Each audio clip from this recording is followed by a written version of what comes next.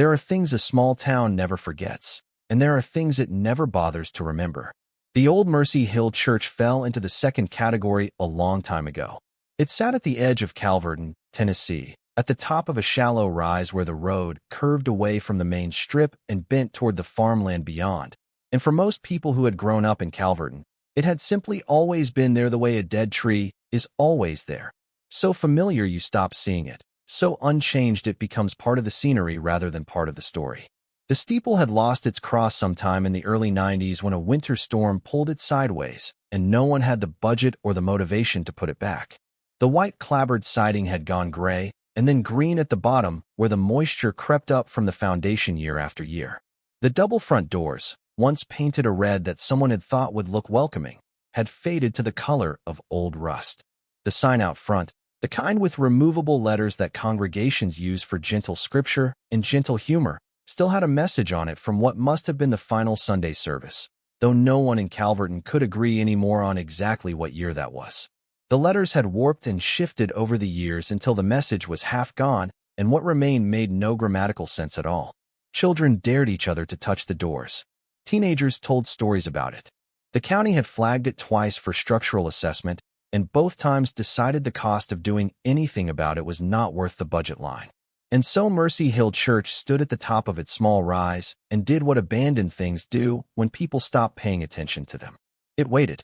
If you're enjoying this story so far, don't forget to hit the like button and subscribe. Drop a comment telling me where in the world you're watching from. I love hearing from you.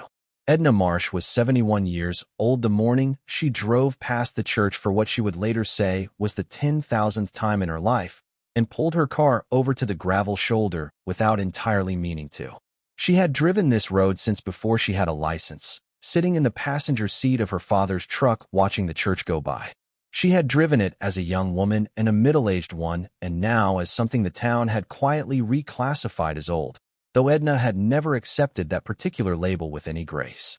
She sat with the engine running and looked at the church through the dusty windshield and tried to understand why she had stopped.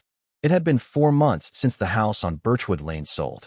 For months since her daughter Patrice and her son-in-law Glenn had sat her down at the kitchen table in the house Edna had lived in for 33 years and explained, with the careful patience of people who have rehearsed a conversation, that the situation had become untenable.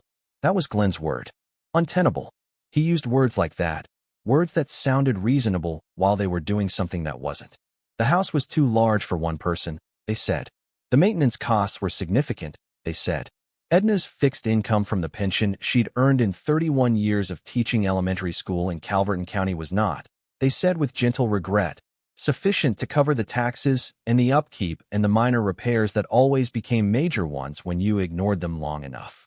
What they did not say, but what Edna heard underneath every carefully chosen word, was that the house was worth something now, more than it had been worth when she and her late husband Clarence had bought it, more than anyone had expected when the Nashville spillover started pushing property values east into the smaller towns.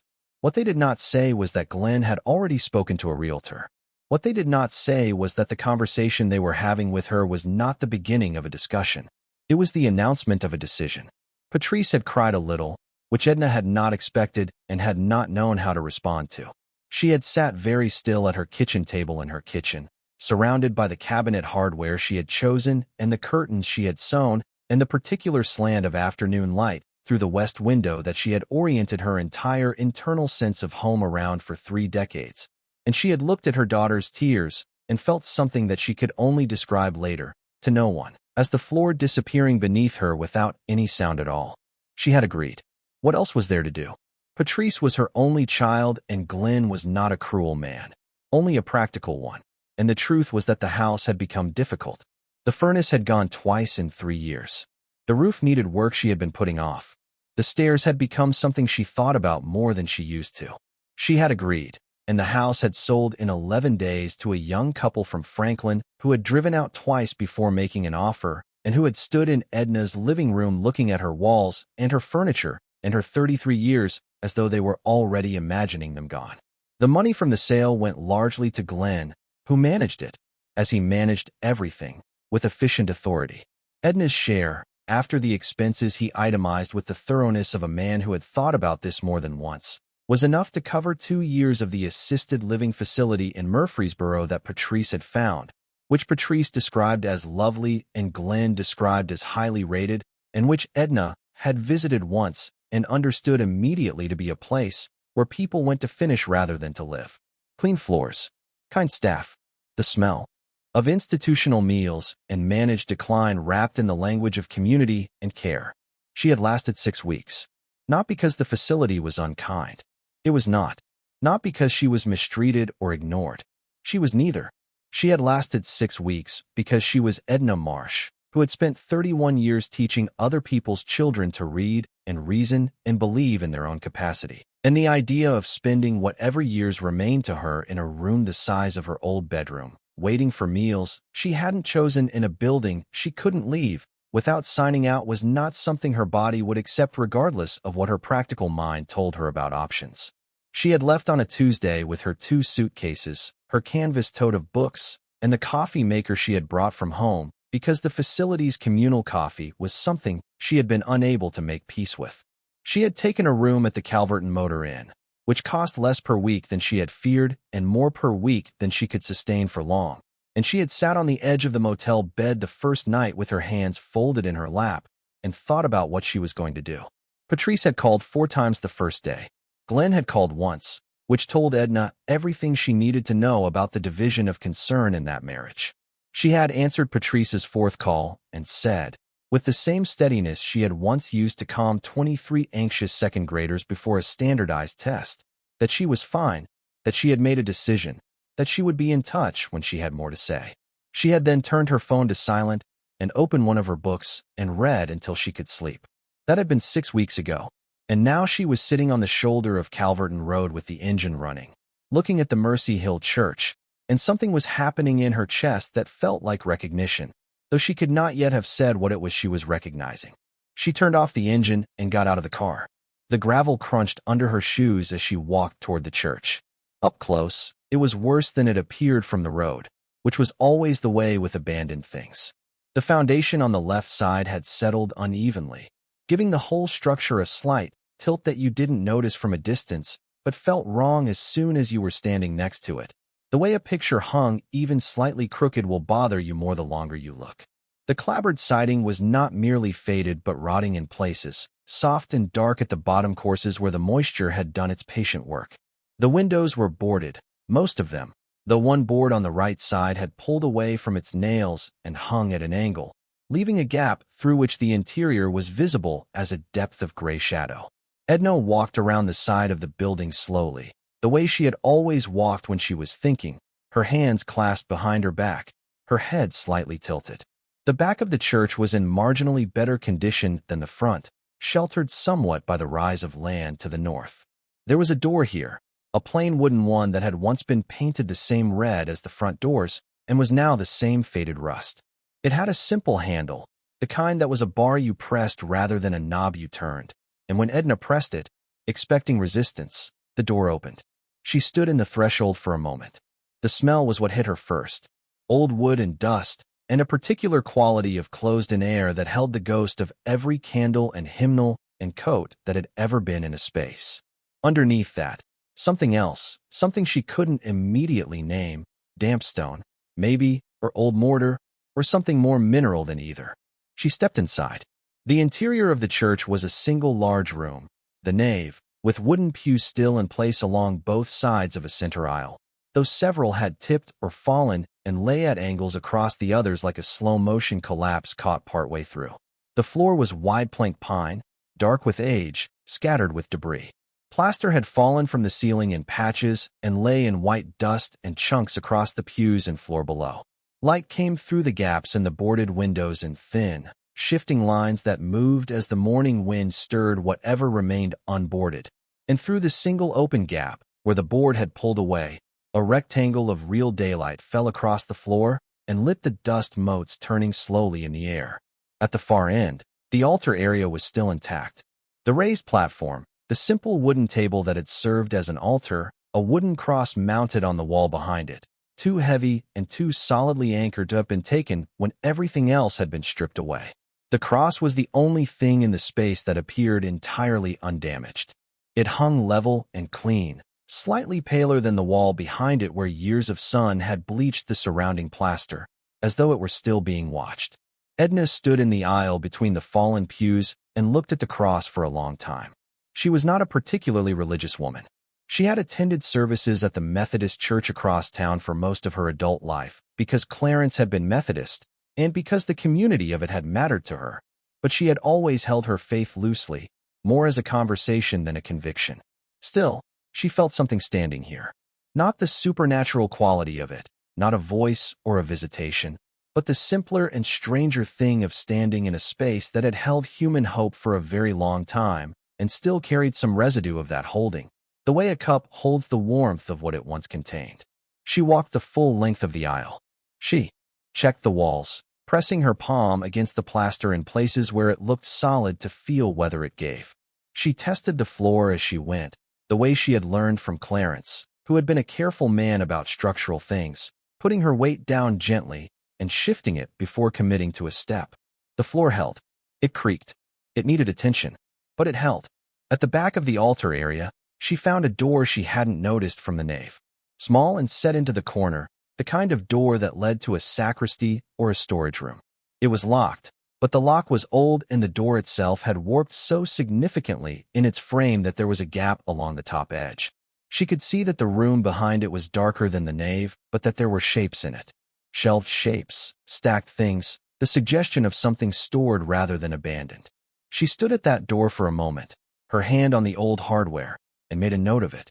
Then she walked back out through the rear door and around the side of the church to her car. She sat in the driver's seat for a long moment and thought about the 6 weeks at the motel and the dwindling number she had been watching in her bank account, and the fact that Patrice had sent a brochure for a second assisted living facility last week.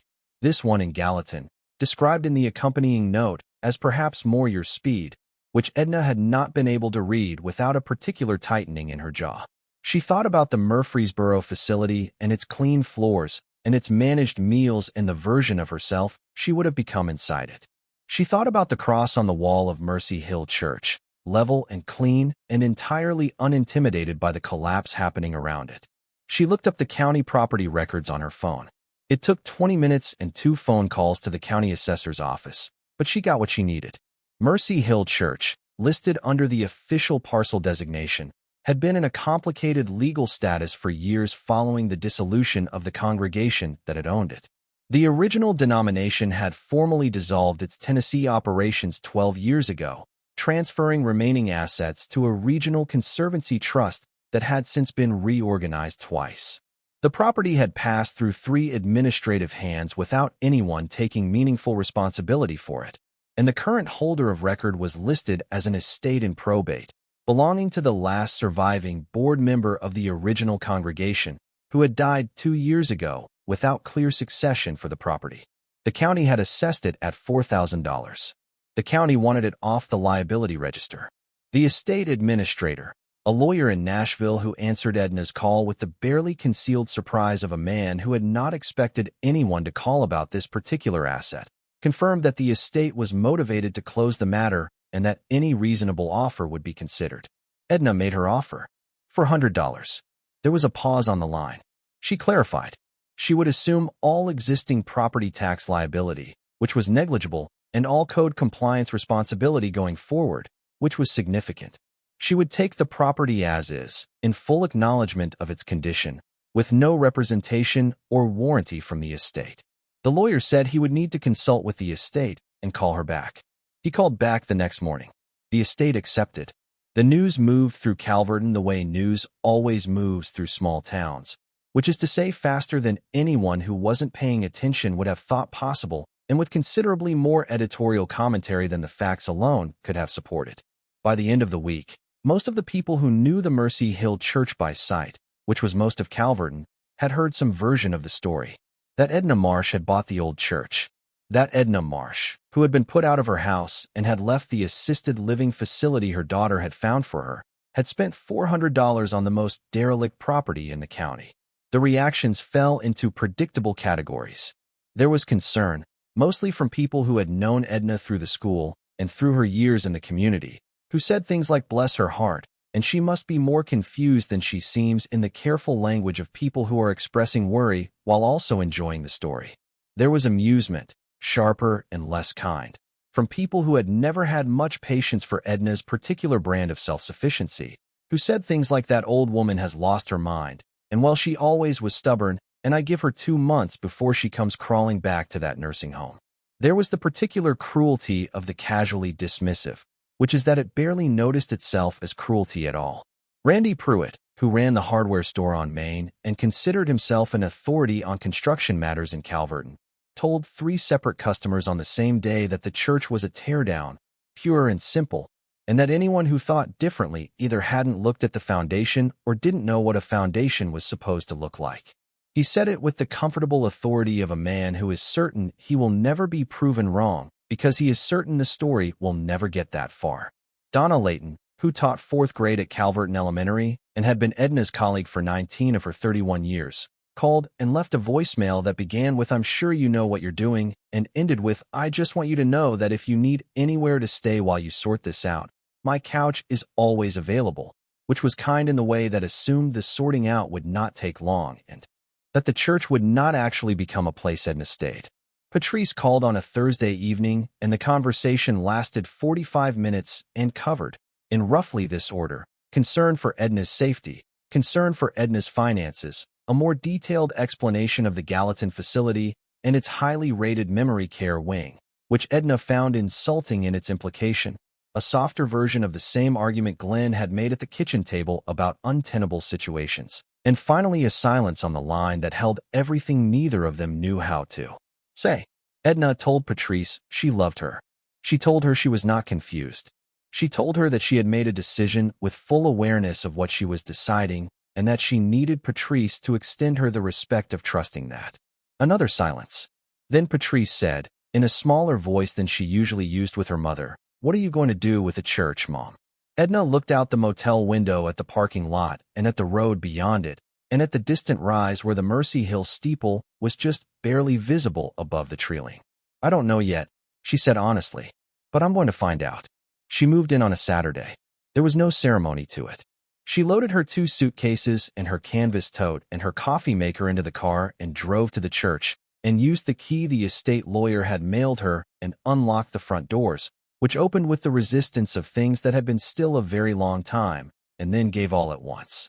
The nave smelled the same as it had on her first visit. The light came in the same diagonal lines through the gaps in the boards. The fallen pews lay at the same slow angles. The cross hung level and clean on the wall at the far end.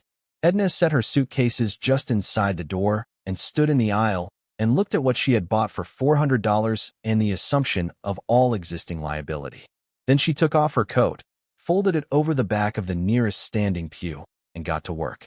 She started with the section of the nave closest to the altar, the part of the floor she had tested most carefully and found most solid.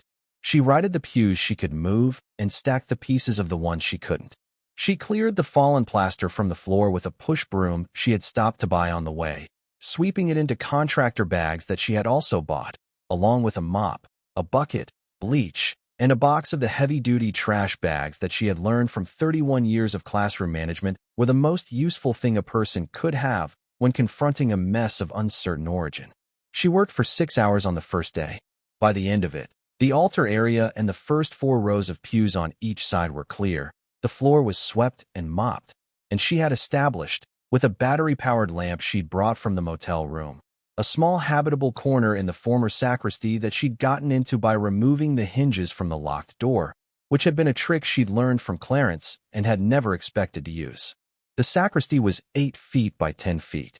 It had a built-in cabinet along one wall, solid and dry, and a single small window with intact glass. The floor was tile rather than wood, cold but uncompromised by moisture. She set up her cot against the wall opposite the cabinet, plugged her coffee maker into the extension cord she'd run from the outlet she'd found near the rear door, the only functional electrical outlet remaining in the building, and arranged her books on the built-in shelves where vestments and communion had once been stored. She lay on the cot that first night and listened to the building settle around her. Old structures have their own sounds. They speak in contractions and expansions, in the slow creaking argument of wood against nail as temperature shifts, in the particular resonance of a space designed to carry sound further than ordinary rooms. The wind in the steeple was a low, harmonic thing that she decided, after the first half hour of lying still and listening to it, was not frightening but was something else, present, maybe, the building acknowledging her, recognizing that something was awake inside it again after a long stillness. She slept better than she had slept in 6 weeks. The first full week was physical in a way that Edna had not anticipated, in which her body, after some initial protest, appeared to remember how to be. She was not a fragile woman. She had gardened for 40 years, maintained her own home, and walked 3 miles every morning until the previous year when her knee had developed an opinion about hills. She was, her doctor had said at her last checkup, in excellent health for any age, which was the kind of qualifier she usually found condescending, but which she was grateful for now. She worked from first light until the light through the boarded windows went flat in the late afternoon. She removed debris. She assessed the structure room by room, section by section, learning what the building had kept and what it had lost. The roof over the nave was compromised in 2 places, not collapsed but soft, places where the next serious rain would become the rain that finally came through. The foundation tilt on the left side was concerning but not, as far as she could determine without professional assessment, immediately dangerous. The electrical system was essentially non-existent beyond the single circuit she'd found. There was no functioning plumbing. The water had been off for years, and the pipes, when she traced them through the walls as far as she could, showed the seams and discoloration of freezing damage. She made lists. She was a list maker by nature and by profession. 31 years of lesson plans and supply requisitions and parent communication logs had given her an unshakable faith in the organizing power of a well-structured list. She filled 3 pages of a yellow legal pad in the first week, categorizing every problem she found by urgency and by whether it required professional assistance or whether it was something that a 71-year-old woman with good tools and reasonable determination could manage herself. The list of things she could not do herself was real, and it was significant. She did not pretend otherwise. The list of things she could do herself was longer than most people would have assumed. On the 4th day, she found the cellar. She had been moving along the side wall of the nave, pressing against the plaster to map where the wall framing was solid and where it had deteriorated, when she noticed that the floor near the far end of the left side had a different quality to it than the surrounding planks. Not softer, not weaker, but distinct. A slightly different color, a slightly different grain to the wood. She looked at it for a long time, and then looked at the wall above it, and noticed what she had not noticed before. The trim work at the base of the wall in that section was different from the trim elsewhere in the nave. Thicker, more deliberately finished, as though it had been constructed to conceal rather than to decorate. And at the far end of the section, where the trim piece met the side wall of the building, there was a gap. Not a deterioration gap, not the kind that came from settling or warping, but a clean gap, uniform, the kind that a door makes when it is designed to look like it is not a door. Edna crouched down and looked at the gap. She ran her finger along it. The edge on the far side was smooth, not broken or rotted, but deliberately finished. She felt along the trim piece above it and found, set into a small recess in the wood that was nearly invisible until you were looking for it, a flat iron ring, the kind that when you hooked a finger through it and pulled became a handle. She pulled. The section of floor, roughly 3 feet by 4 feet, came up on concealed hinges as a single piece, smooth and balanced despite its age, the hinges maintained with enough care that it moved without protest. Below it, a flight of wooden stairs descended into darkness. The smell that came up was the same mineral, damp stone smell she had noticed on her first visit and had not been able to identify. It was stronger now, more present. She stood at the edge of the opening and looked down into the darkness, and felt the particular quality of air that comes from underground spaces, cooler than the room above, heavier, with a stillness that the surface world never quite achieves. She went back to the sacristy and got her flashlight. Then she came back and descended the stairs. The stairs were solid. That was the first thing she registered, each step testing the wood before committing her full weight, the way Clarence had taught her, and each step holding without complaint. 12 steps in total, she counted them, and at the bottom her feet found a packed earth floor that was dry and firm despite the coolness of the air. She stood still for a moment, and let her flashlight move slowly around the space. The cellar was larger than she had expected, substantially larger. From the trapdoor opening above, she had assumed a small storage room, the kind of shallow root cellar that old buildings in this part of Tennessee sometimes had beneath them, low-ceilinged and narrow, and smelling of the potatoes and preserves that had once been kept there. What she found instead was a room that ran the full width of the church and extended back further than she could immediately determine, her flashlight beam reaching perhaps 20 feet before it dissolved into darkness that the far wall had not yet emerged from. The ceiling was higher than she had expected too, not low and pressing but a genuine height, perhaps 8 feet at the center, formed by arched brick that had been laid with a care and deliberateness that spoke of intention rather than utility. Someone had built this not as a convenience, but as a purpose. The walls were the same brick, thick and dry, and where her flashlight touched them she could see that they had been finished with a fine mortar coat that was still largely intact, still smooth, the craft of it visible even now under the long accumulation of dust. She moved the light slowly, taking inventory the way she had learned to take inventory of a new classroom on the first day of a school year, starting at the perimeter and working inward, not reaching for conclusions before she had the full picture. Along the left wall, a series of wooden shelving units had been built into the brick, floor to ceiling, each shelf roughly 18 inches deep. Most of them held nothing but the ghost shapes of objects that had once rested there, the slightly cleaner rectangles where boxes or jars had sat before being removed. But the shelving itself was intact, solid, well-made. The wood had been sealed against the moisture at some point and had held. Whoever had built these had not built them for a temporary purpose. Along the right wall, the same construction, shelving units of the same depth and craftsmanship, but here several of the shelves still held things. She moved toward them and brought her light close. Old mason jars, their lids sealed with the wax method she recognized from her grandmother's kitchen, their contents dark and unidentifiable after what must have been decades. Several wooden crates, the slatted kind that had been used for shipping before cardboard became universal. A stack of what appeared to be framed canvases, turned face-in toward the wall, their backs covered in a cloth that had once been protective and was now the color of everything down here. At the far end of the cellar, which she reached after what she estimated was 30 feet from the base of the stairs, she found something she had not expected. A door. Not a trapdoor or a hatch, but an actual door, full height, set into the far wall of the cellar. It was made of metal, not iron but something heavier, steel perhaps, with a thickness to it that was visible even in the flashlight beam in the way the door sat in its frame and refused to move when she pressed her palm against it. The handle was a lever rather than a knob, heavy-duty, the kind of hardware that was specified rather than selected. And across the front of the door, sealing the lever mechanism and the frame edge in 3 places, were 3 separate padlocks. Old ones, large ones, the kind of locks that communicated not casual security but deliberate permanence. Edna stood in front of the locked metal door at the far end of the cellar beneath the Mercy Hill Church and felt the hairs on her forearms lift beneath her sleeves in the cool underground air. She was not frightened. She was certain of that, checking herself the way she always checked herself when a situation suggested she ought to be one thing, and she wanted to be sure she was reading herself accurately. She was not frightened. She was something else entirely, the feeling she had always gotten at the beginning of a problem that was worth solving, a kind of forward lean in the chest, an alertness, a narrowing of attention toward the thing that mattered. She turned around slowly and looked at the rest of the cellar with new eyes.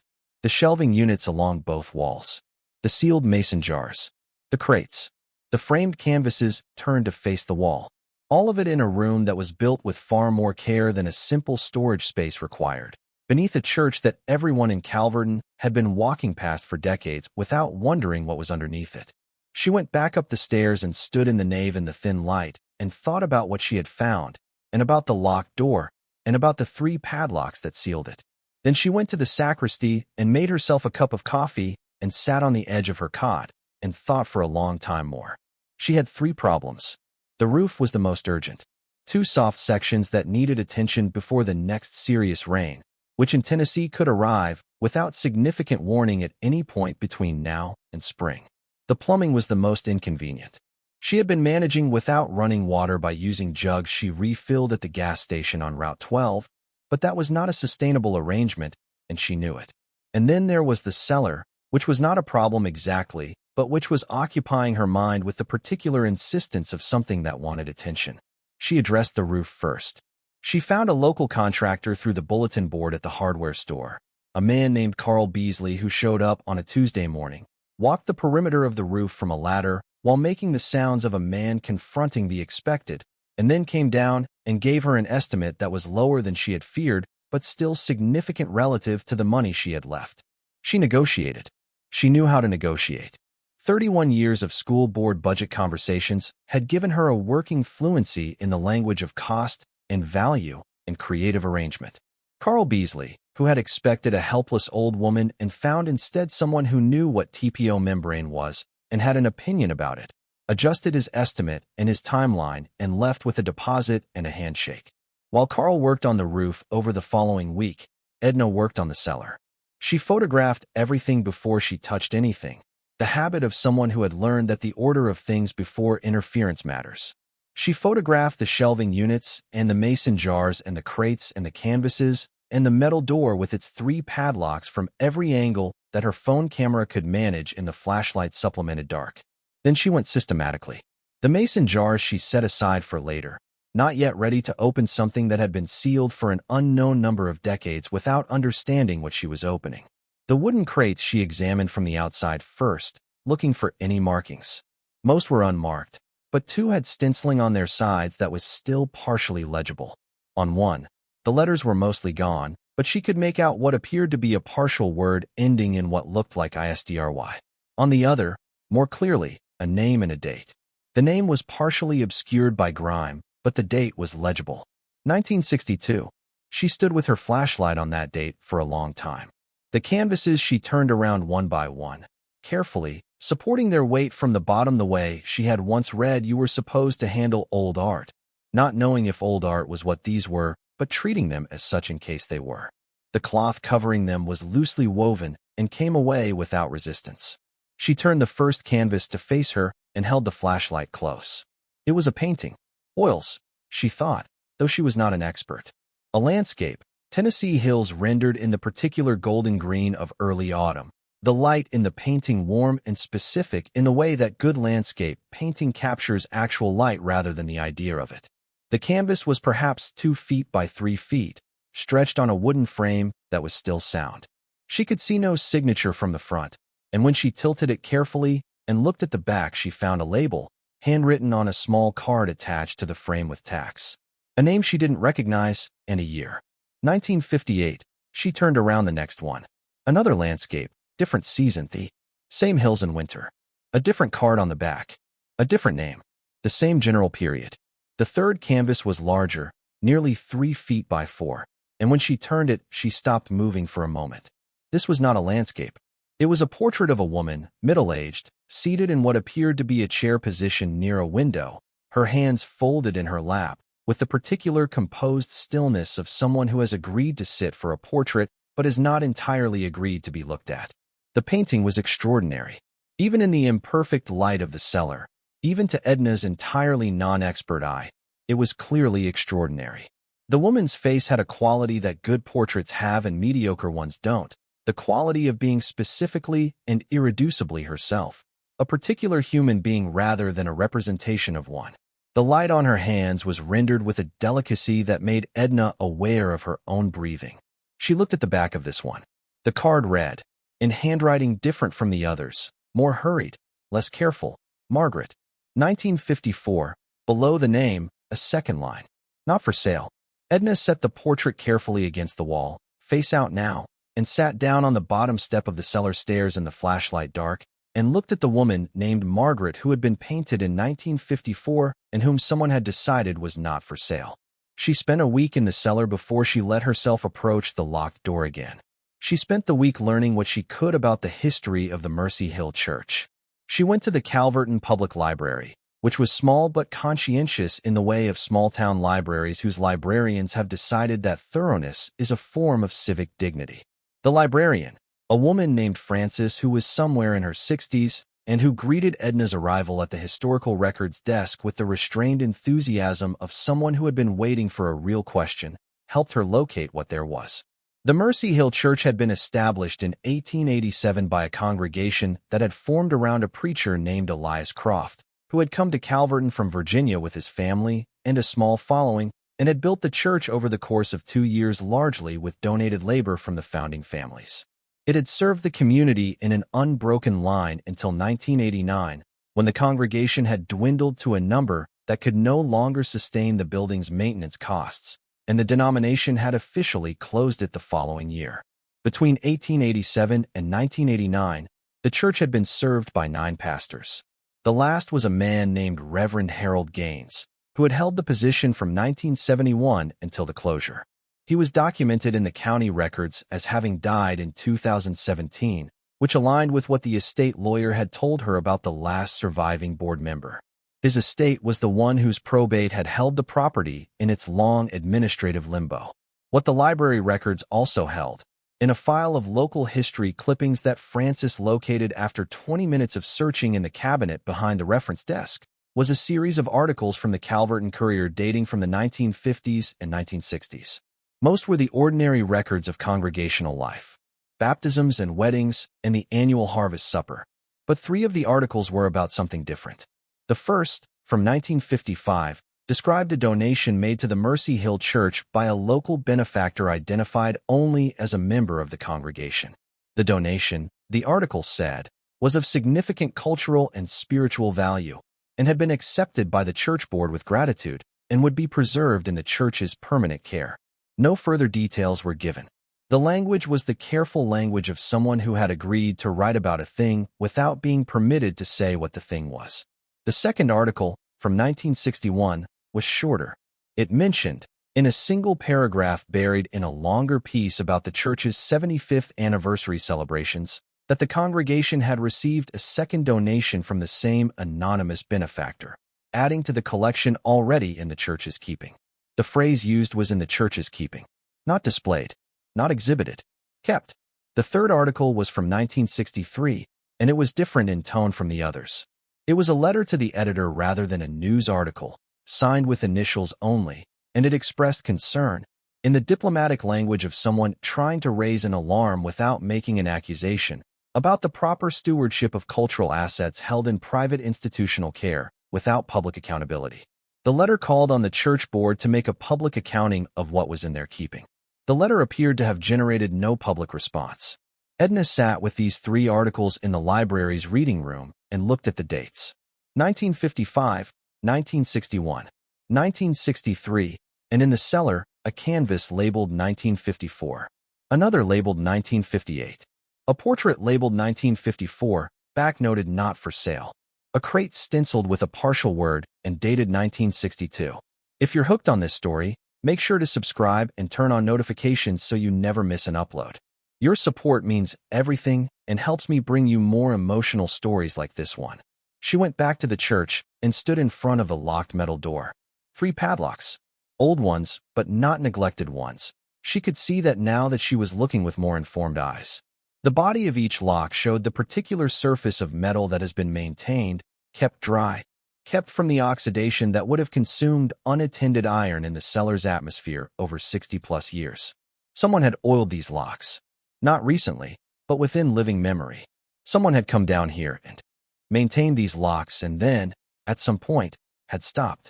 The last person to maintain them would have been Harold Gaines, the pastor who had held the church from 1971 until its closure, who had then held the property in his estate, who had died in 2017 without a succession plan and without, apparently, telling anyone what was in the cellar beneath his church. Or perhaps he had told one person. The anonymous benefactor of the 1955 and 1961 articles. Except that the benefactor had presumably died before Gaines, since it was Gaines who had been maintaining the locks in the benefactor's absence. She was thinking about this backward. The benefactor had been the donor. Gaines had been the keeper. When the keeper died, the knowledge died with him, or had seemed to, until a 71-year-old former schoolteacher from Calverton had spent $400 and descended 12 stairs with a flashlight. She needed the keys. She thought about this practically, the way she thought about practical problems, which was with the same systematic patience she had once applied to helping a second grader who could not read understand that reading was not a talent you had or didn't have, but a skill you built piece by piece until one day it simply worked. She could not break the locks. She did not have the tools and did not want to damage what might be behind the door by introducing force into a situation that patience might resolve. She could hire a locksmith, but that meant bringing someone else into this before she understood it herself. She could search the building more thoroughly for keys that might have been left somewhere. She searched the building more thoroughly. It took 3 days, working in the early mornings before the cold set into the building fully, and again in the afternoons while the light was still usable. She went through every built-in cabinet in the sacristy, every shelf, every drawer of the old wooden filing cabinet she found in the corner of what had once been a small office off the nave. She went through the area beneath the pulpit, which was a built-up platform with a hollow base she had not previously examined. She went through the choir loft, reached by a narrow stair behind the altar that she had been cautious about, and was right to be cautious about, testing each step with her full weight before trusting it, and finding two that would not bear her and had to be bypassed. The choir loft was cold and stripped of everything useful. But along the back wall, she found a small wooden box, the kind that held index cards, sitting on the narrow ledge that ran below the loft railing, pushed back far enough that it was invisible from below and barely visible even up here in the corner shadows. She picked it up. It was not heavy. She brought it down the loft stairs carefully and carried it to the sacristy and set it on the desk in the light of her lamp. Inside the box were not index cards. There were 3 keys on a single ring, old keys, the barrel type that matched the age of the padlock she'd found. And beneath the keys, a folded piece of paper, stiff with age, that when she unfolded it with careful hands revealed 2 things. A hand-drawn map of the cellar, rough but intelligible, showing the room dimensions and the position of the shelving and, at the far end, the door, with 3 X marks on it corresponding to the 3 locks. And beside the map, in a handwriting she had not seen before, a single sentence. The gifts of Margaret Ellery are held here in trust until the time is right. Edna read the sentence twice. Then she looked at the keys in her palm. Then she stood up, put on her coat, picked up her flashlight, and walked from the sacristy through the nave to the trapdoor. She descended the 12 stairs. She walked the length of the cellar, past the shelving and the mason jars and the crates and the canvases. She stopped in front of the metal door and its 3 padlocks and looked at them in the flashlight beam for a moment. Then she fitted the first key to the first lock. It turned.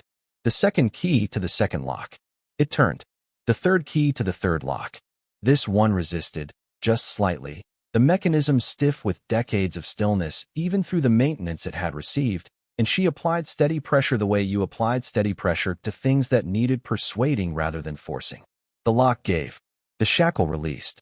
She removed all 3 locks and set them on the floor beside her. Then she put her hand on the door lever. The lever moved downward with the smooth certainty of well-made hardware. The door swung inward. The room beyond was not large, perhaps 12 feet by 15, but what it held filled every available surface, and what it held was not nothing.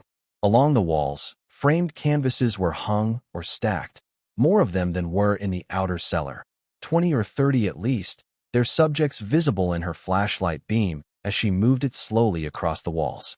Landscapes and portraits and still lives, and at least 2 large works that she could see immediately were of a different quality from the others, the quality that made something look effortless in the way that only extraordinary effort can produce. The subjects of these larger works were not the Tennessee hills of the paintings in the outer cellar. They were older-looking, deeper in color, painted in a style that her untrained eye associated with another century. At the center of the room, a wooden table held objects that had been wrapped in cloth, some of the cloth still pristine and some deteriorated to the point of transparency. Where the cloth was gone or thin, she could see the shapes beneath. The curve of a ceramic base. The flat geometry of what appeared to be a book. The dull gleam of metal. On a shelf along the back wall, arranged in a precise row, were 12 wooden boxes. Of uniform size, each one sealed with a small brass clasp. Above them, mounted directly to the brick, a framed document, too distant and too small for her to read in the flashlight beam, but visibly an official document of some kind, with the formal layout of a legal instrument, and at the bottom, a seal. And on the wall beside the door, inside the room where she was now standing, a small framed photograph. Black and white. A woman, the same woman from the portrait in the outer cellar, standing in front of a building that Edna did not immediately recognize, but which, as she looked at it, resolved itself into a version of the building she was currently standing beneath. Mercy Hill Church, younger, its clapboard white, and its red doors bright even in the gray of the old photograph. The woman was smiling at the camera with the particular expression of someone who has just done something they are very satisfied with. Beneath the photograph, a small card, handwritten in the same hand as the note in the index card box above. Margaret Ellery, November 1954. She said, "Keep it safe until it can do the most good." Edna stood in the sealed room beneath the Mercy Hill Church and breathed the cool mineral air and felt the complete and absolute stillness of a space that had been waiting, with the patience of locked things, for exactly this moment. She did not touch anything else that night. She stood for a long time in that room looking at what was there. Then she went back up the stairs and made herself a cup of coffee and sat in the sacristy and thought about Margaret Ellery, who had given something to a church for safekeeping and who had said keep it safe until it can do the most good, and who had been painted in 1954 by someone who understood what they were looking at and had written on the back of the canvas, in a hand she was now beginning to think was Margaret Ellery's own, not for sale. In the morning, she made 2 calls. The first was to Frances at the library. She asked what Frances knew about a woman named Margaret Ellery. The pause that followed was not the pause of someone searching their memory. It was the pause of someone deciding how much of what they know to say. Frances said, carefully, that Margaret Ellery was a name she recognized from the historical records, that she had been a significant figure in Calverton in the mid-20th century, that her family had been one of the founding families of the original congregation at Mercy Hill, and that Margaret Ellery had died in 1969 and had, to Frances's knowledge, died without heirs. Edna thanked her and ended the call. The second call was to a number she had found on the website of the Tennessee Arts Commission, listed under the Cultural Heritage Consultation Program. It rang 4 times before a man answered, young-sounding, with the alert quality of someone who spent their days waiting for calls that turned out to be uninteresting and had not yet lost the hope that the next one wouldn't be.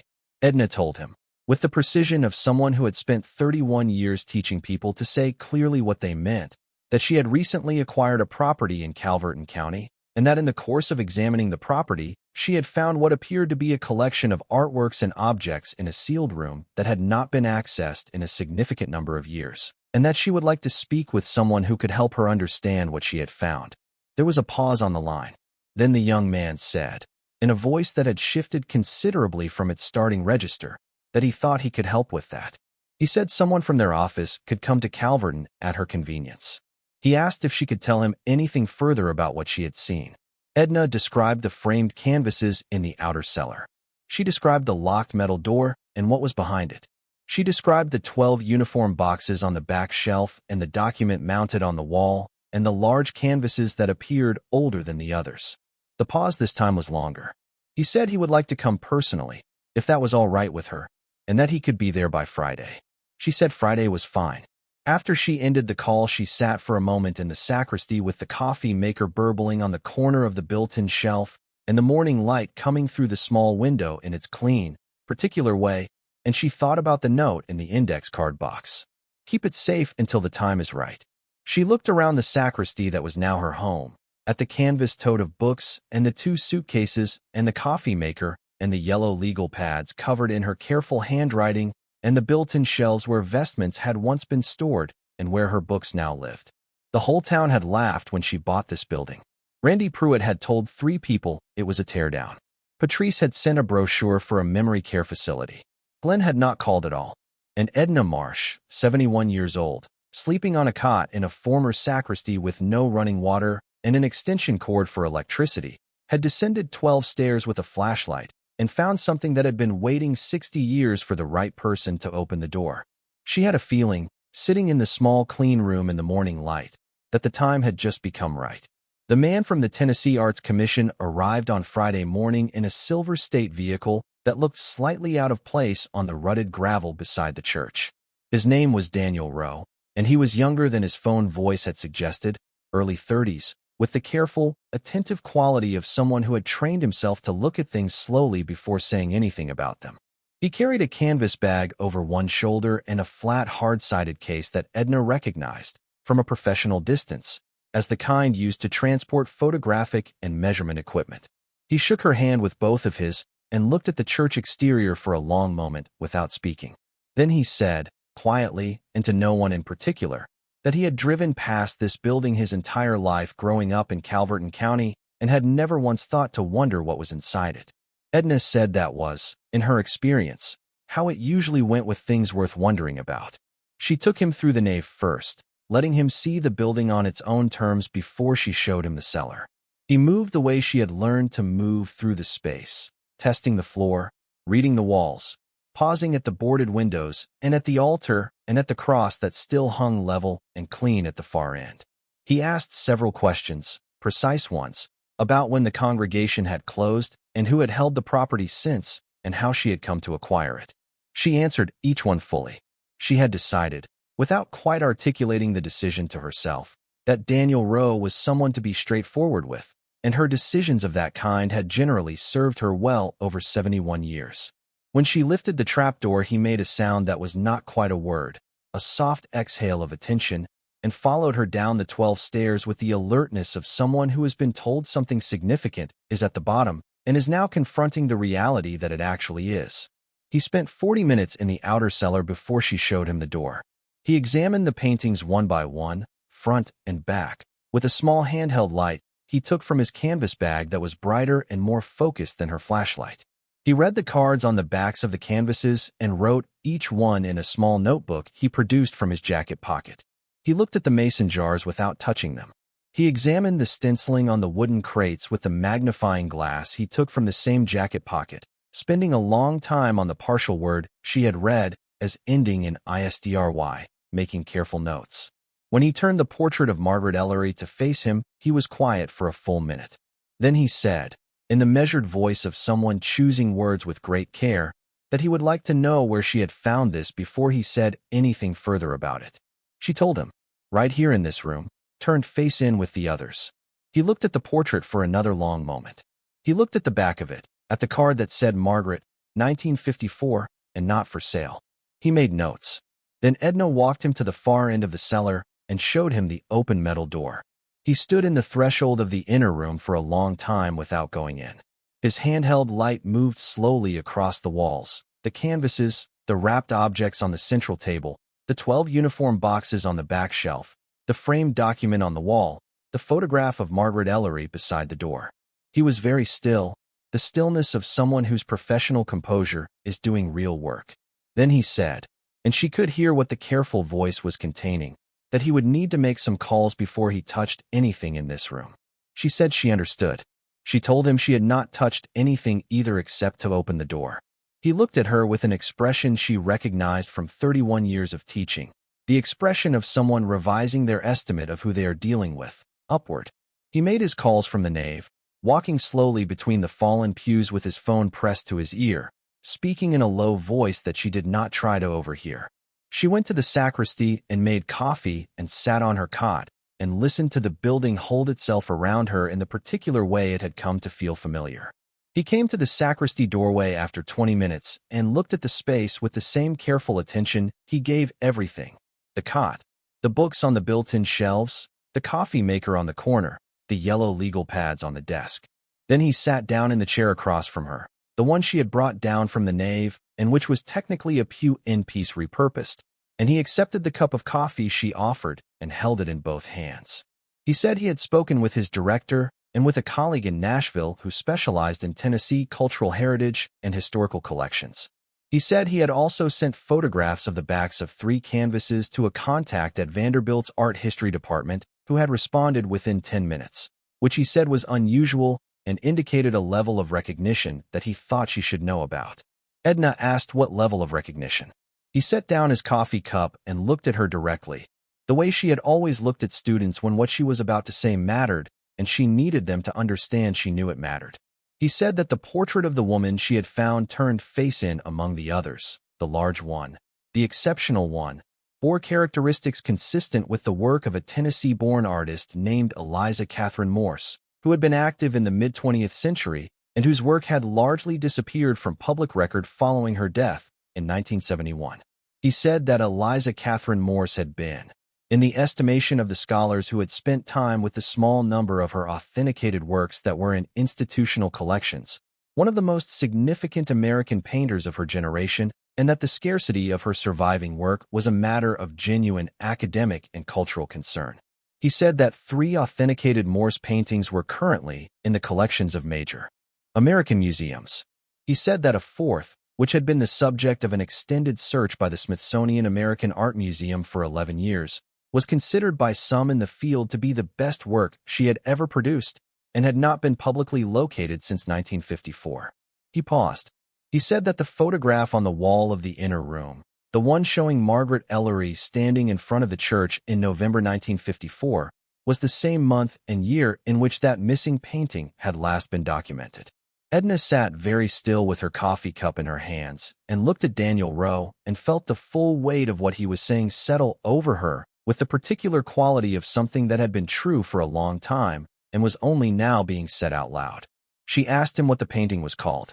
He said its title, the last title Eliza Catherine Morse had given it before it disappeared, was The Kept Promise. Edna thought about the card on the back of the portrait. Not for sale. She thought about the note in the index card box. Keep it safe until the time is right. She thought about Margaret Ellery standing in front of the church in November 1954, smiling at the camera with the particular satisfaction of someone who has just done something they are very pleased with. She said, quietly, that she thought she was beginning to understand.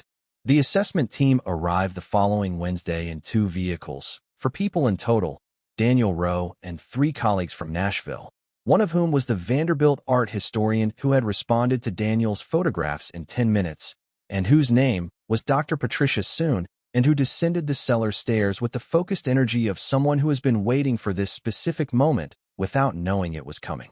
Edna stayed out of their way.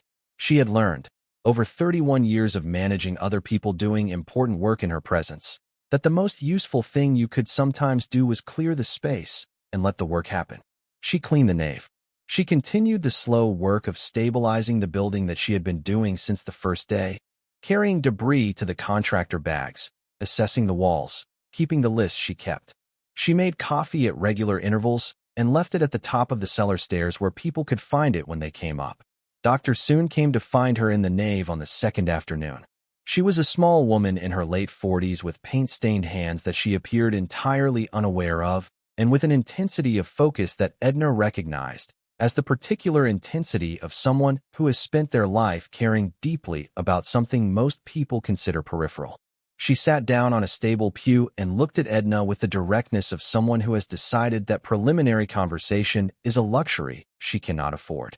She said she needed Edna to understand the scope of what had been found in that cellar before anyone else told her a version of it that was incomplete or misleading. Edna said she was listening. Dr. Soon said that the portrait was The Kept Promise by Eliza Catherine Morse. She said she was as certain of that as she had ever been of anything in 20 years of professional practice.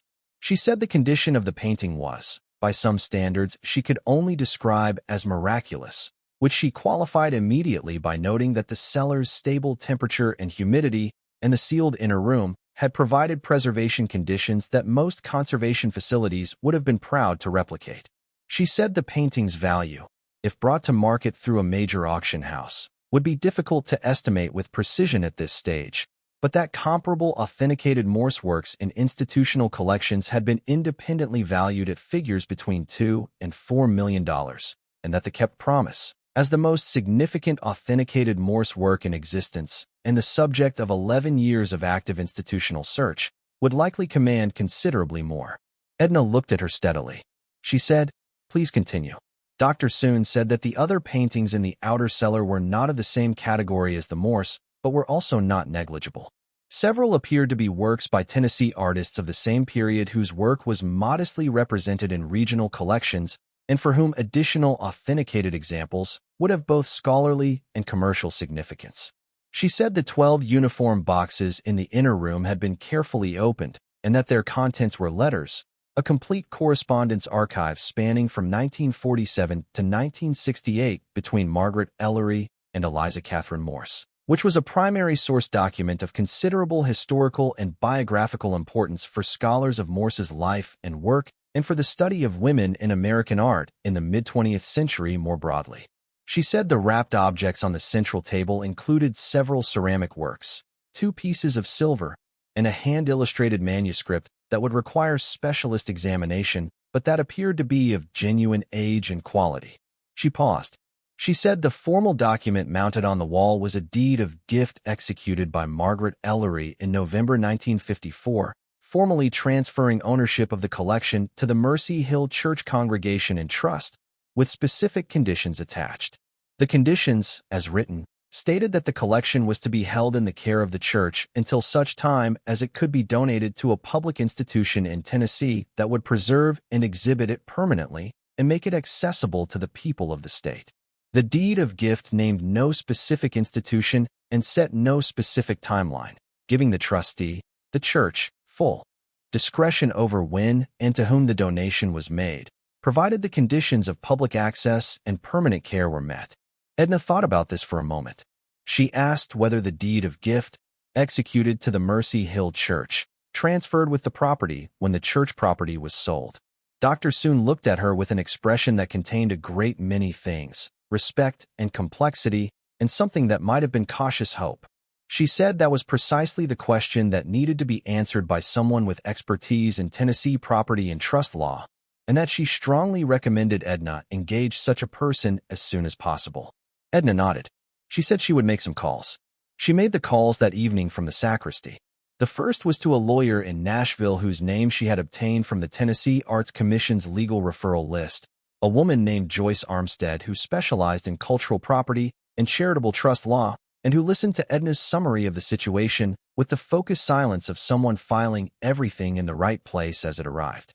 When Edna finished, Joyce Armstead said she would need to review the deed of gift and the property transfer documents, but that her preliminary view was that the situation was not straightforward and would require careful navigation, and that Edna had done the right thing by not moving anything or making any public statements before consulting legal counsel.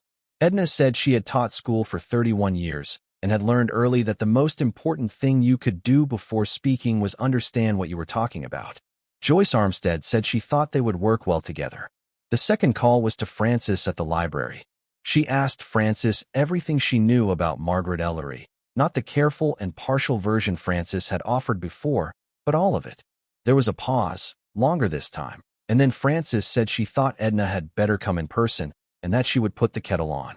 The library was closed by the time Edna arrived, but Frances let her in through the side door, and they sat at the reference desk with tea, and Frances put a folder on the desk between them that was thicker than Edna had expected. Margaret Ellery had been born in Calverton in 1901, the only child of one of the county's oldest founding families. She had been educated at a women's college in Virginia and had returned to Calverton in the mid-1920s, where she had lived quietly and, to most observers, unremarkably for the rest of her life. She had never married. She had taught piano lessons from her family home on Elm Street. She had been a faithful member of Mercy Hill Church from her childhood until her death in 1969.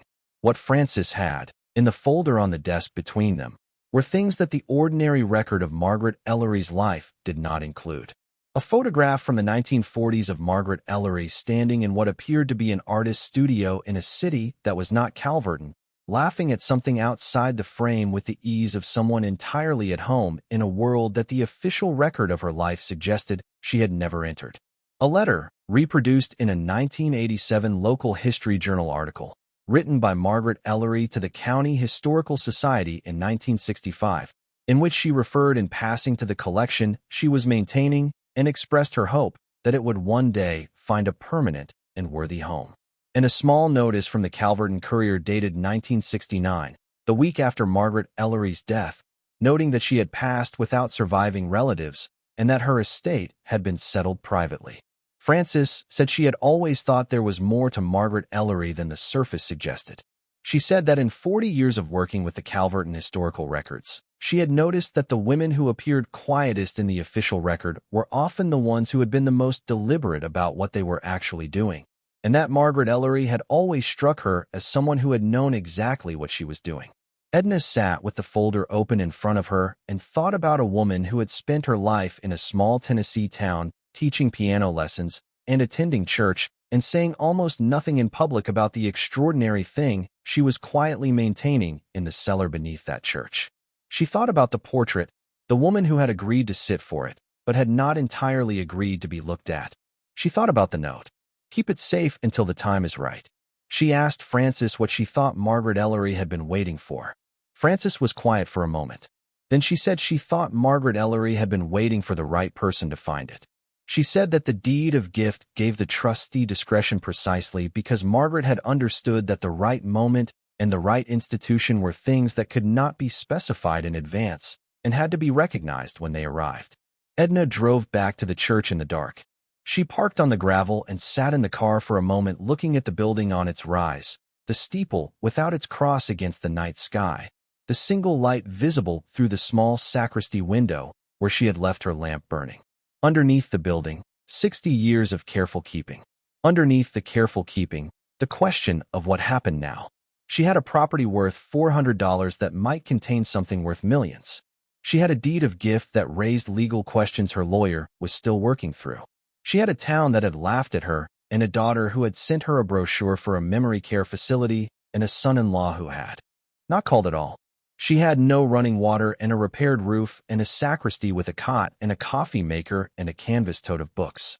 She also had something that the laughing and the brochures and the Glen-sized silence had not been able to touch, the same thing that had been keeping her company since the first night she had lain on the cot and listened to the building settle around her. A reason to stay one more day and find out one more thing. She got out of the car and went inside.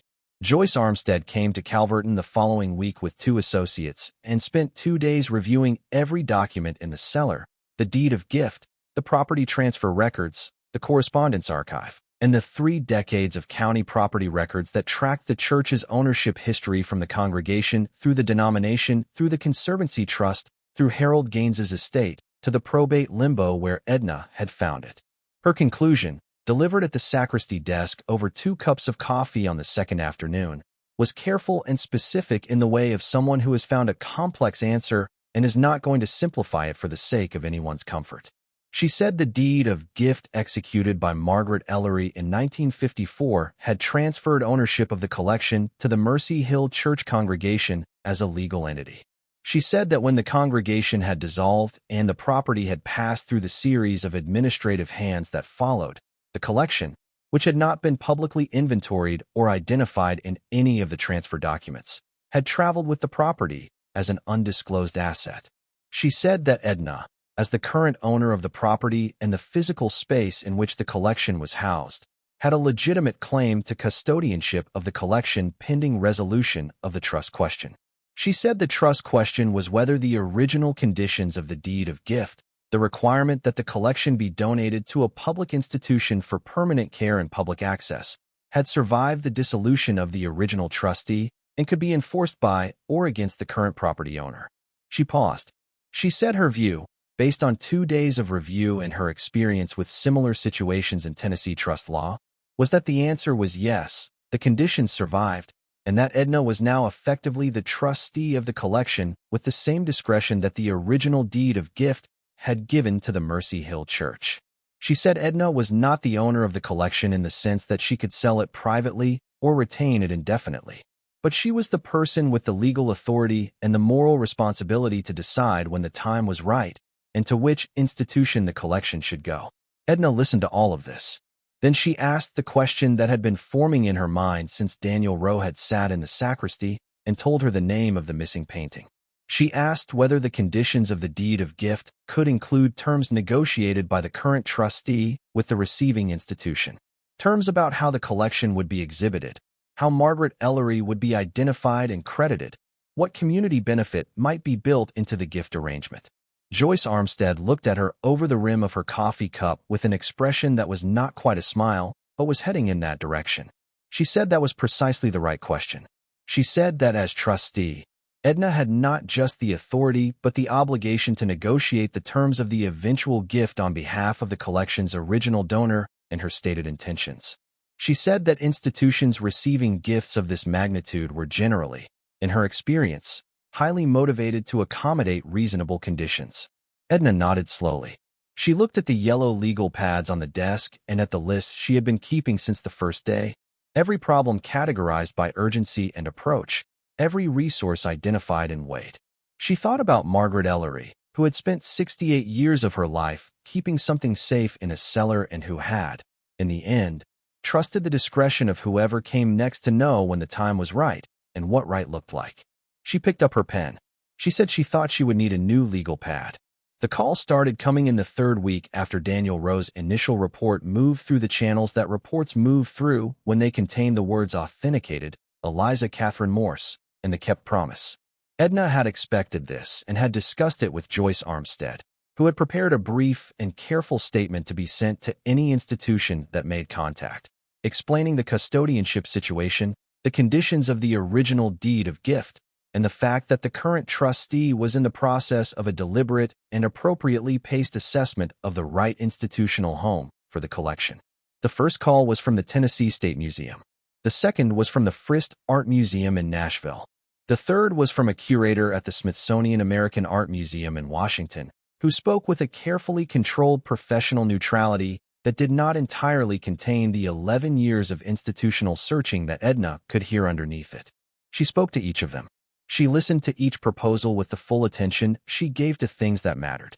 She asked precise questions and took precise notes. She was courteous and entirely unhurried, because she had learned, in the last 2 months of this specific education, that patience was the most powerful instrument available to a person who had nothing left to lose and everything left to decide. She was also managing, at the same time, the other part of what was happening, the Calverton part, which was moving with the speed that small towns move when a story has reversed itself entirely, and everyone who had an opinion about the beginning needs to recalibrate publicly. Randy Pruitt came to the church on a Thursday morning with a covered dish his wife had made and the expression of a man who was hoping that food could serve as a retroactive correction to everything he had said about teardowns. Edna accepted the dish graciously and did not mention the 3 customers he had told. She was not interested in making anyone feel the full weight of their dismissal. She was interested in what came next, and what came next did not require anyone's humiliation. Donna Layton came and stayed for 2 hours and cried a little, which Edna had expected this time, and had prepared for with a box of tissues and the understanding that some people needed to express their feelings before they could be useful. After the crying, Donna was very useful indeed, arriving the following Saturday with 4 other current and former members of the Calverton school staff to help Edna with the heavy work of stabilizing the nave, lifting fallen pews, clearing debris from the choir loft, making the building safer and more itself. Patrice came on a Sunday. She drove up from Murfreesboro alone, without Glenn, and sat in the sacristy across the desk from her mother and looked at the cot and the books and the coffee maker and the yellow legal pads, and then looked at her mother and did not say anything for a long time. Edna did not fill the silence. She had never been a woman who filled silences that were doing necessary work. Patrice said, finally, in the voice she used when she was being honest rather than careful, that she had been terrified, that the call about the assisted living facility had not been about the money, not entirely. It had been about the fear that her mother was alone and getting older, and that something would happen and Patrice would not be there and would not have done enough. She said she knew that was not an excuse for how it had been handled. She said Glenn had been more focused on the practical side of things than on whether the practical side of things was the right side of things to be focused on. She said she was sorry. Edna looked at her daughter, this person she had been raising and teaching and releasing and worrying about for 46 years, and felt the particular complexity of loving someone who has hurt you and who is now sitting across from you with the honesty that comes after hurt, and recognized it as one of the things that made human life worth the difficulty of living it. She said she accepted the apology.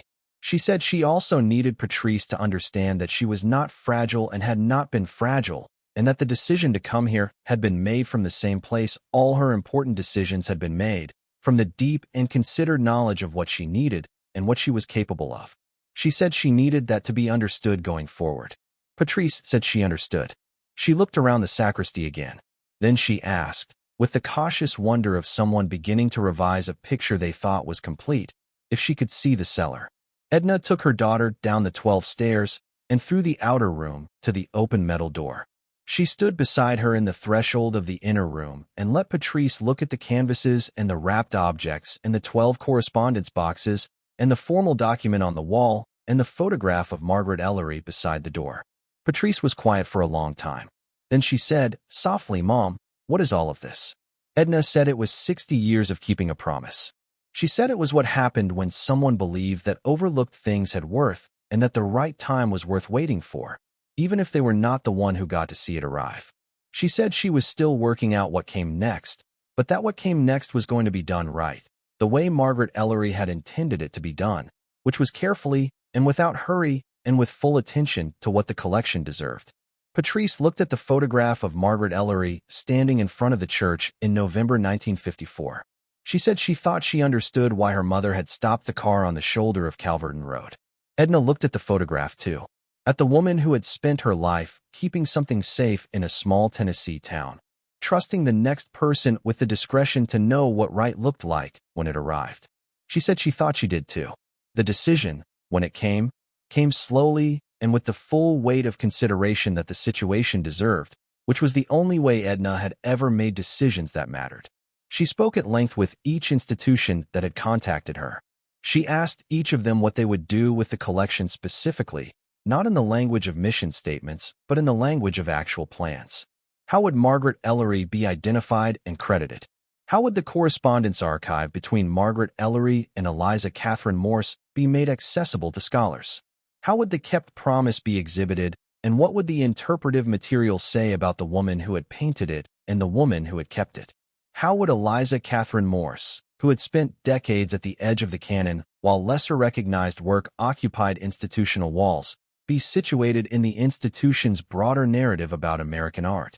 She asked these questions because Margaret Ellery had written "Keep it safe until the time is right," and the time being right meant not just that the collection was safe, but that it was seen correctly, that the women at its center were understood for what they were rather than filed in the peripheral categories that had held them in their lifetimes. The Smithsonian American Art Museum's curator, a woman named Dr. Helen Marsh, who shared Edna's last name by coincidence, and who Edna had come to respect deeply over the course of 3 conversations, submitted a proposal that was the most thorough of any she received. It included a dedicated Eliza Catherine Morse gallery that would house the kept promise as its centerpiece alongside the 3 other authenticated works already in the collection. It included a digitization and public access program for the Ellery Morse Correspondence Archive that would make the full collection available to researchers and to the general public online.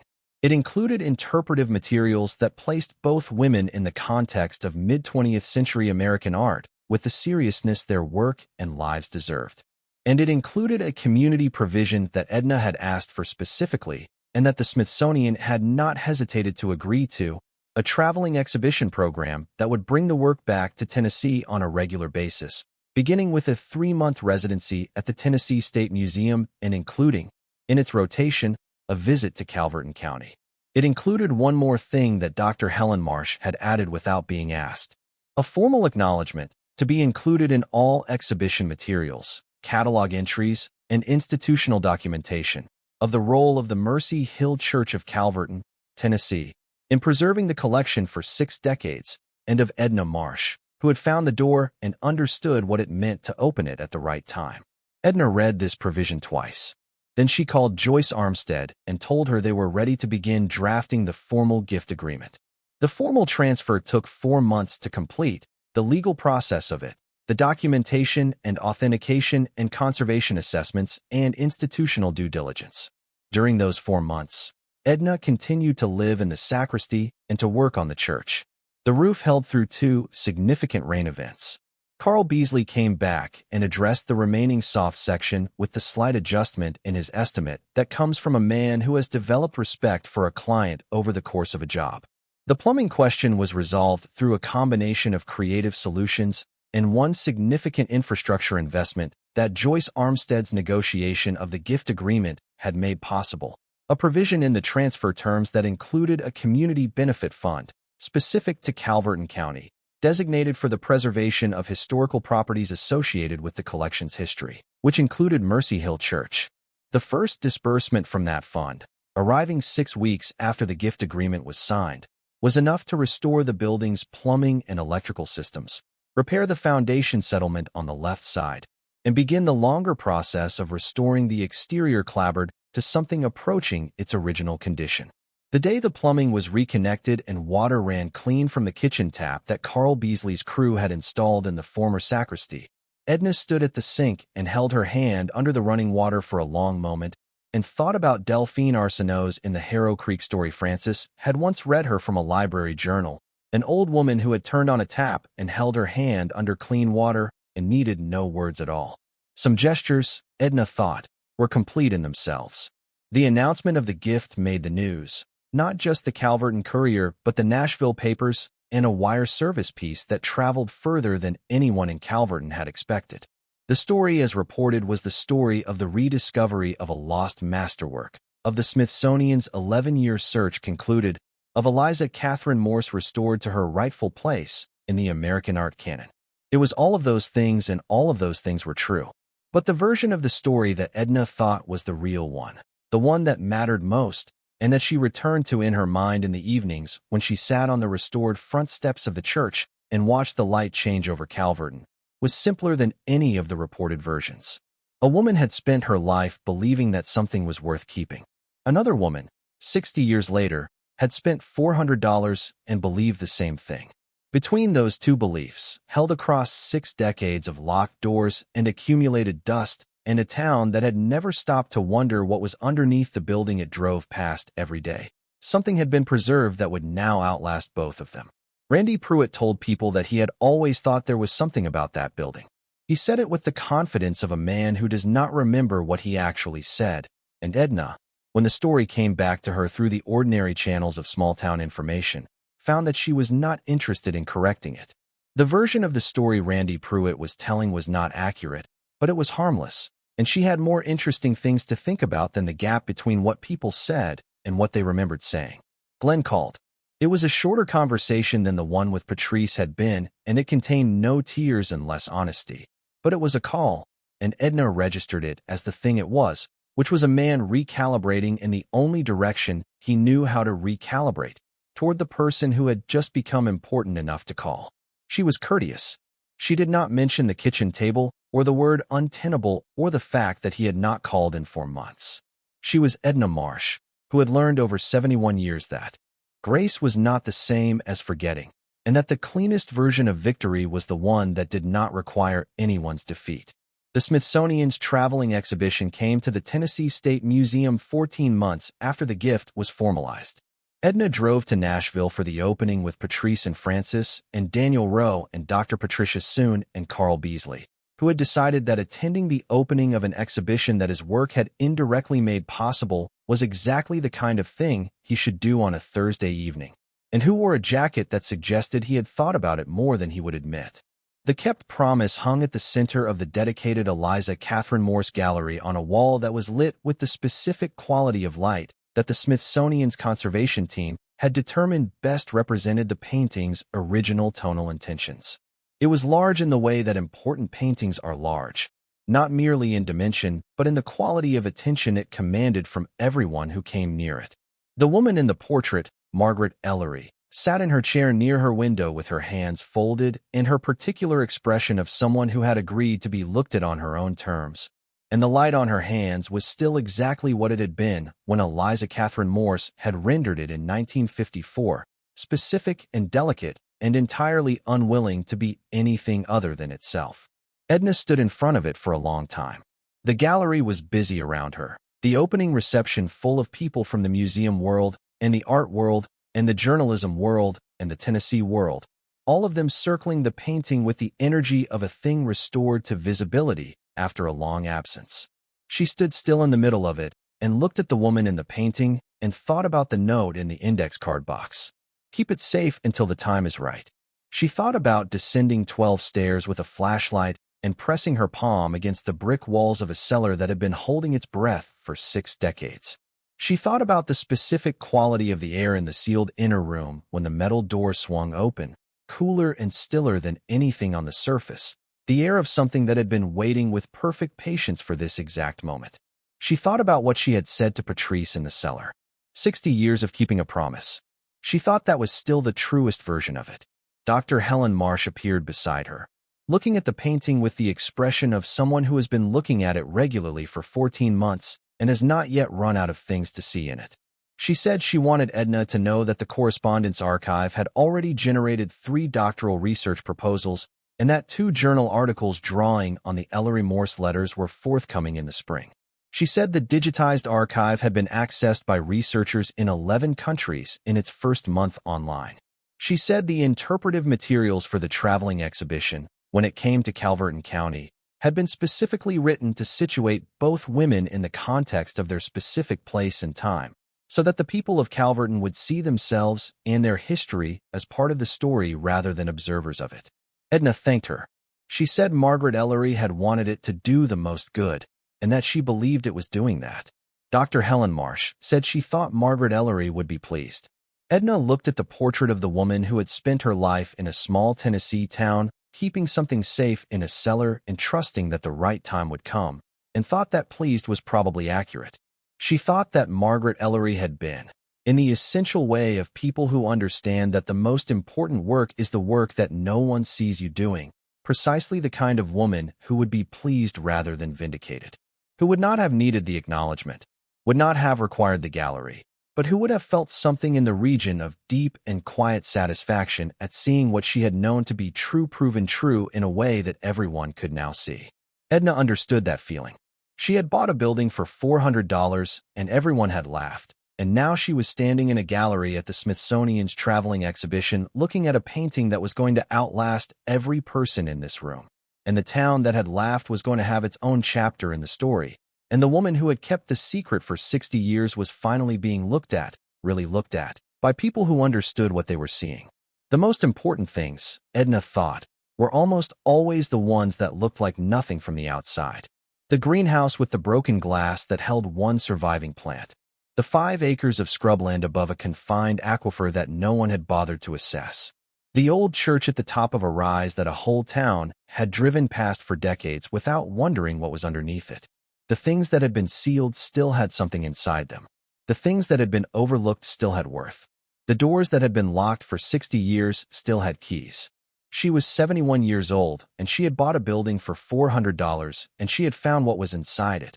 And what was inside it had changed things in ways that would continue to change things long after she was gone, which was the only kind of change that ultimately mattered. She thought about the cot in the sacristy and the coffee maker on the built-in shelf and the yellow legal pads, and the first night lying still listening to the building settle around her and deciding, in the particular way she made important decisions, that it was not frightening but something else. Present. The building. Recognizing that something was awake inside it again. It had been awake for over a year now. The plumbing worked. The roof held. The foundation was being addressed. The clapboard was being restored to the white it had been when it was new. The steeple still had no cross, but Edna had decided, after some thought, that the steeple suited itself without one, that what it had endured and what it now was did not require that particular restoration, that some things earned the right to look like what they actually were. She walked back through the gallery with the opening reception moving around her, and she stopped once more in front of the kept promise, and she looked at Margaret Ellery's hands folded in her lap in the light that Eliza Catherine Morse had rendered with such precision and care, and she felt the full and unhurried weight of everything that had led to this room, and she thought that this was what it looked like when overlooked things were finally seen. Not a triumph exactly, not a vindication in the loud sense, just the quiet completion of something that had been waiting, with the deepest patience, for the right moment to become what it had always been. She turned and walked back out through the gallery toward the people who were waiting for her, Patrice and Francis and Daniel Rowe and Carl Beasley in his good jacket, all of them turning toward her as she came, all of them part of the story that had started with a car pulled over on a gravel shoulder on Calverton Road and a woman who had stopped without entirely meaning to, and then could not make herself drive away. Thank you so much for watching until the end. If you love this story, check out the other videos on your screen now. I think you'll really enjoy them. And don't forget to subscribe if you haven't already. See you in the next story.